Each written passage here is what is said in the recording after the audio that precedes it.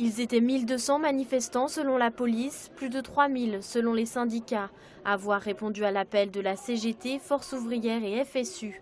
Ce mardi, dans les rues du Mans, les salariés ont dénoncé l'accord interprofessionnel signé par la CFDT, la CFTC, la CGT et les organisations patronales. Les syndicats s'alarment des conséquences de ce texte.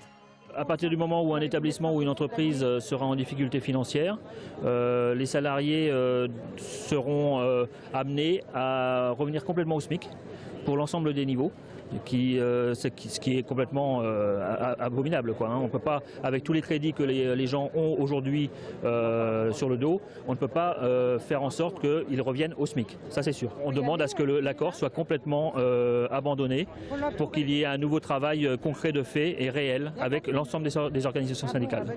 Les MMA, Carrefour, Renault, NTL, les agents territoriaux, le BTP, de très nombreux corps de métier étaient représentés dans le cortège, avec tous les mêmes inquiétudes. Moi, j'ai pas envie que demain qu'on aille me dire d'aller travailler à l'étranger ou sur un autre site. J'ai pas envie, moi. Mon boulot, il est ici, il est au Mans, et voilà, quoi. C'est un ras-le-bol général, quoi. Ça fait plusieurs années qu'on se bat et il n'y a pas de concret, quoi. Cet accord prévoit aussi de ramener à 2 ans le délai de prescription pour les recours en justice en cas de rupture de contrat de travail. Les salariés de Renault où 200 postes risquent d'être supprimés au Mans craignent une détérioration de leurs conditions de travail. C'est très important que les salariés se mobilisent contre l'accord compétitivité chez Renault, aujourd'hui qui va augmenter le temps de travail, la baisse du salaire et la mobilité qui va s'accentuer. Mais les salariés n'étaient pas seuls à défiler. Des retraités solidaires et inquiets pour leur niveau de vie les accompagnaient.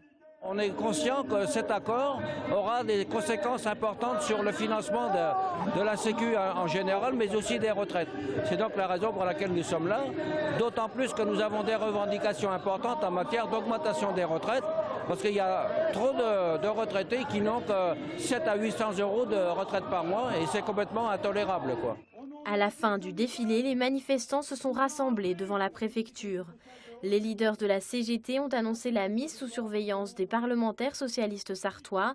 Le texte en question sera étudié demain mercredi en Conseil des ministres.